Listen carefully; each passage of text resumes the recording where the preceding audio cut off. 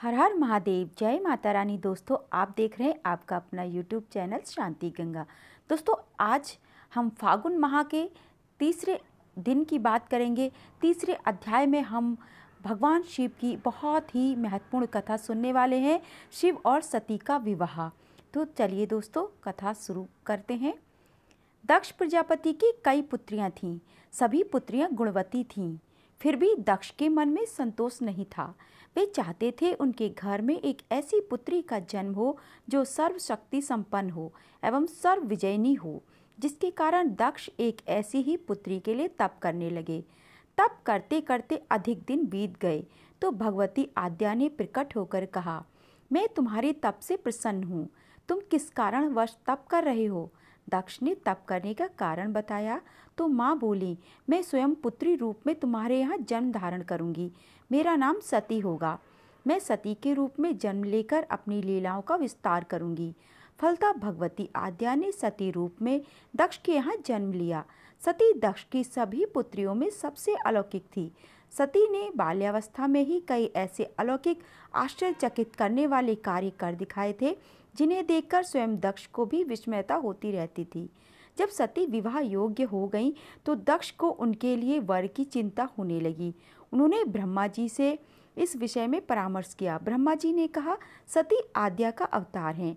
आद्या आदि शक्ति और शिव आदि पुरुष हैं, अतः सती के विवाह के लिए शिव ही के और उचित वर हैं। दक्ष ने ब्रह्मा जी की बात मानकर सती का विवाह भगवान शिव के साथ कर दिया। सती कैलाश में जाकर भगवान शिव के साथ रहने लगी। भगवान शिव के दक्ष के दामाद थे, किंतु एक ऐसी घटना घटित हो गई जिसके कारण दक्ष के हृदय में भगवान शिव के प्रति बैर और विरोध भाव पैदा हो गया। एक बार देवलोक में ब्रह्मा ने धर्म के निरूपण के लिए एक सभा का आयोजन किया था। सभी बड़े बड़े देवता सभा में एकत्र हो गए थे। भगवान शिव भी इस सभा में बैठे थे। सभा मंडप में दक्ष का आगमन हुआ। दक्ष के आगमन पर सभी देवता उठकर खड़े हो गए, पर भगवान शिव खड़े नहीं हुए। उन्होंने दक्ष को प्रणाम भी नहीं किया। फलतः दक्ष ने अपना अपमान अनुभव किया। केवल यही नहीं, उनके हृदय में भगवान शिव के प्रति ईर्ष्या की आग जल उठी। वे उनसे बदला लेने के लिए समय और अवसर की प्रतीक्षा करने लगे। एक बार सती और शिव कैलाश पर्वत पर बैठे परस्पर वार्तालाप कर रहे थे। उसी समय आकाश मार्ग से कई विमान कनखल की ओर जाते हुए दिखाई पड़े। सती ने उन विमानों को देखकर भगवान शिव से पूछा, प्रभु, ये सभी विमान किसके हैं और कहाँ जा रहे हैं? भगवान शंकर ने उत्तर दिया, आपके पिता ने बहुत बड़े यज्ञ का आयोजन किया है। समस्त देवता और देवांगनाएं इन विमानों में बैठकर उसी यज्ञ में सम्मिलित होने के लिए जा रहे हैं। इस पर सती ने दूसरा प्रश्न किया, क्या मेरे पिता ने आपको यज्ञ में सम्मिलित होने के लिए नहीं बुलाया? भगवान शंकर ने उत्तर दिया, आपके पिता मुझसे वैर रखते हैं, फिर वे मुझे क्यों बुलाने लगे? सती मन ही मन सोचने लगी। फिर बोली, यज्ञ के इस अवसर पर अवश्य मेरी सभी बहनें आएंगी।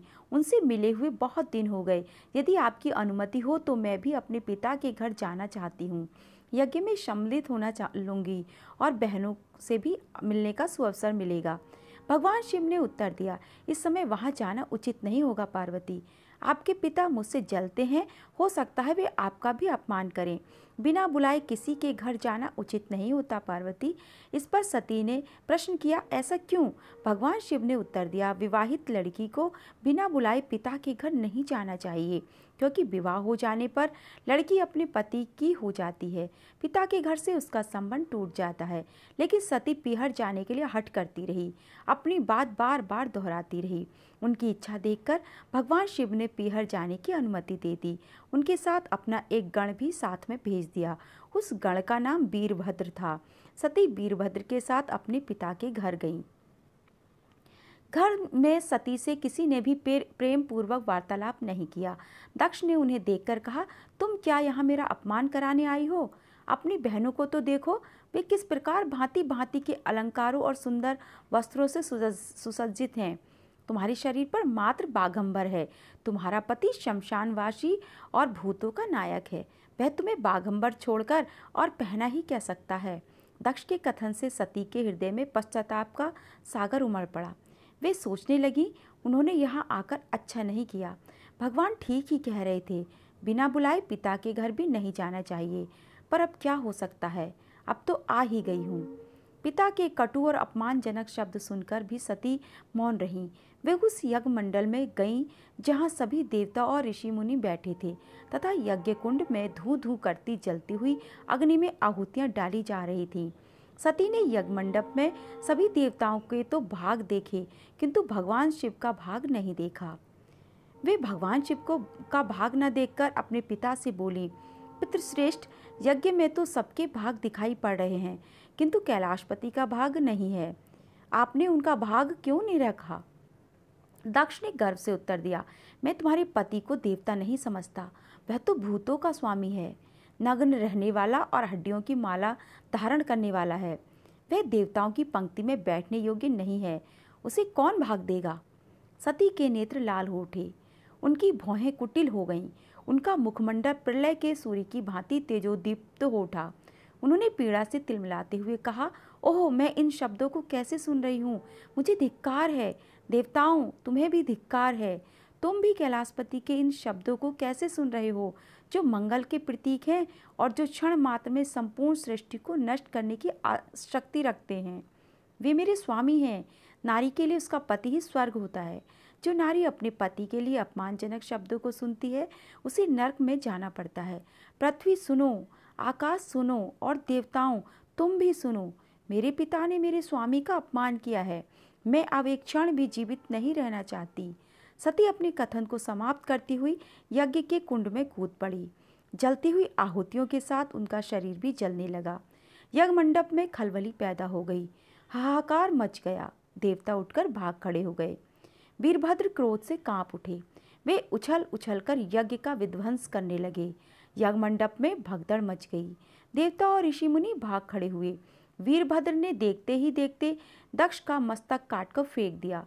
समाचार भगवान शिव के कानों में भी पड़ा। वे प्रचंड आंधी की भांति कनखल जा पहुँचे। सती के जले हुए शरीर को देखकर भगवान शिव अपने आप को भूल गए। सती के प्रेम और उनकी भक्ति ने शंकर के मन को व्याकुल कर दिया। उन शंकर के मन को व्याकुल कर दिया जिन्होंने काम पर भी विजय प्राप्त की थी और जो सारी सृष्टि को नष्ट करने की क्षमता रखते थे। वे सती के प्रेम में खो गए, बेसुध हो गए। भगवान शिव ने उन्मत्त की भांति सती के जले हुए शरीर को कंधे पर रख लिया। वे सभी दिशाओं में भ्रमण करने लगे। शिव और सती के इस अलौकिक प्रेम को देखकर पृथ्वी रुक गई, हवा रुक गई, जल का प्रवाह ठहर गया और रुक गई देवताओं की सांसें। सृष्टि व्याकुल हो उठी। सृष्टि के प्राणी पुकारने लगे, प्राहि माम, प्राहि माम। भयानक संकट उपस्थित देखकर सृष्टि के पालक भगवान विष्णु आगे बढ़े। वे भगवान शिव की बेसुधी में अपने चक्र से सती के एक एक अंग को काटकर गिराने लगे। धरती पर 51 स्थानों में सती के अंग कटकर गिरे। जब सती के सारे अंग कटकर गिर गए तो भगवान शिव पुनः अपने आप में आए। जब वे अपने आप में आए तो पुनः सृष्टि के सारे कार्य चलने लगे। धरती पर जिन 51 स्थानों में सती के अंग कटकर गिरे हैं मित्रों, वही स्थान आज शक्ति के पीठ स्थान माने जाते हैं। आज भी उन स्थानों में सती का पूजन होता है और उनकी उपासना होती है। तो दोस्तों, ये थी कहानी सती की और शिव की। कैसे सती और शिव का विवाह हुआ था और फिर उनके साथ क्या हुआ। अगले वीडियो में इससे आगे की कहानी सुनेंगे। आज के लिए इतना ही। कहानी सुनने के लिए आपका बहुत बहुत धन्यवाद। दोस्तों, यदि कहानी पसंद आई हो तो मेरे चैनल को सब्सक्राइब कर लीजिए। वीडियो को लाइक और शेयर भी ज़रूर कीजिएगा। वीडियो देखने के लिए आपका बहुत बहुत धन्यवाद।